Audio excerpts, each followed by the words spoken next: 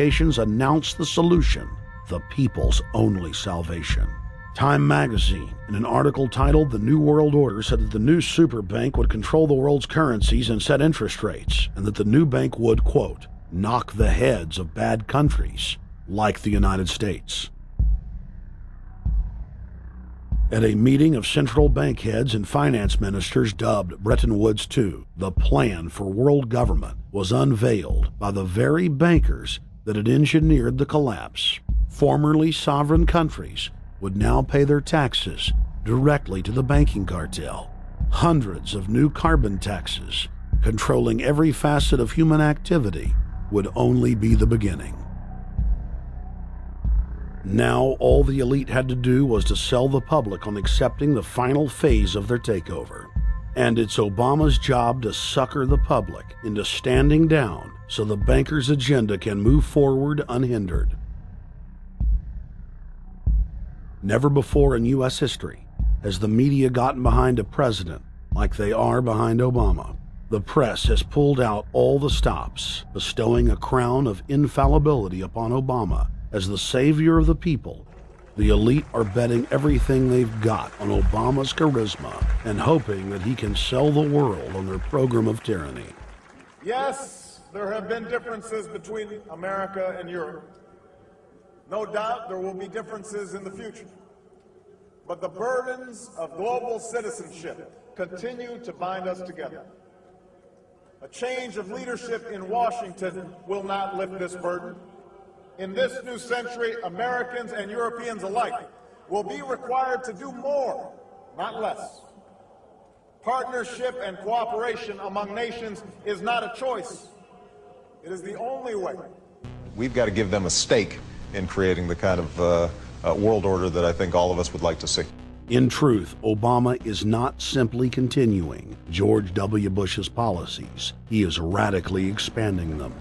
I thank President Bush for his service to our nation. This film has documented the painful fact that Barack Obama's agenda is the complete opposite of what he has claimed it to be. Now we will reveal what Barack Obama and his controllers' true agenda is. Number 1. Bring the United States under the complete regulatory control of a private offshore superbank known as the Bank of the World. More than 100 new taxes are now being developed under the umbrella of curbing greenhouse gases. The new taxes will be paid directly to the private bank consortium. At the producer level, taxes will be paid on farm animals' flatulence. At the consumer level, there will be carbon taxes on all forms of meat, beef, poultry, pork, and fish. All cars will be fitted with satellite tracking boxes that will tax driving by the mile. And an added tax will be placed on all fossil fuels, including motor oil and natural gas. All plastic products will have a carbon tax added. Outdoor space heaters and fireplaces are to be taxed. All electricity produced by coal-powered plants will be taxed. Under the cap-and-trade system, citizens will be forced to pay taxes on thousands of products to private cap-and-trade services owned by Al Gore and other elitists. There will be taxes on light bulbs, water, trash pickup, air travel, train travel, bus, ship, medicine, steel production, mining, clothing, laundry, asphalt are just a few of the new taxes to be levied. But to truly transform our economy, to protect our security and save our planet from the ravages of climate change, we need to ultimately make clean, renewable energy the profitable kind of energy. So I ask this Congress to send me legislation that places a market-based cap on carbon pollution and drives the production of more renewable energy in America. That's what we need. The notion of anthropogenic global warming is a fraud. In other words, the idea that the planet is getting warmer and that human activity is somehow responsible is a pseudo-scientific fraud. It's a big lie. It's a monstrosity. Remember the Nazis, they had race science, race hygiene. They said Aryan blood is different from any other kind of blood. This was, of course, idiocy, a fantastic piece of nonsense. Today, we got something similar. global warming caused by human activity, and the answer to that is carbon tax plus cap and trade, according to the wishes of Al Gore, Prince Charles, and basically the entire world banking community, the world oligarchy. What they're trying to do with that is to perpetuate the current system where bankers rule the world, financiers rule the world, and the rest of us get the crumbs from the table. But remember, if you try to put on cap and trade and a global warming carbon tax with the idea that you're going to save the polar bears, what you're going to do is destroy human society. You're going to cause genocide on a massive scale. The deaths will be measured in the hundreds of millions and indeed in the billions.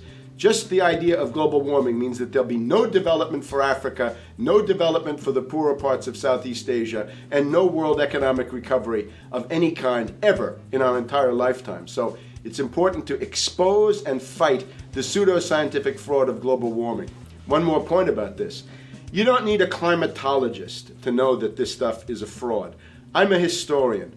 I can tell you, in the last 1,000 years, we had a period of very warm temperatures called the medieval warm period, where all kinds of grapes and semi-tropical stuff was growing very far into the northern hemisphere. That was about 1100, 1200.